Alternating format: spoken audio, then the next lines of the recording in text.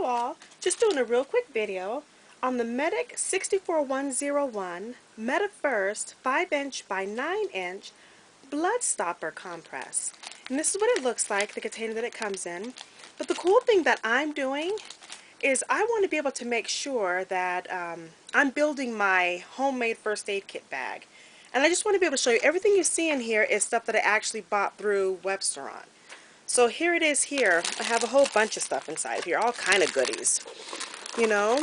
And the cool thing is, for those of you on a budget, I'm on a budget. I can't buy everything. And buying a first aid kit, it doesn't come with everything. I want everything.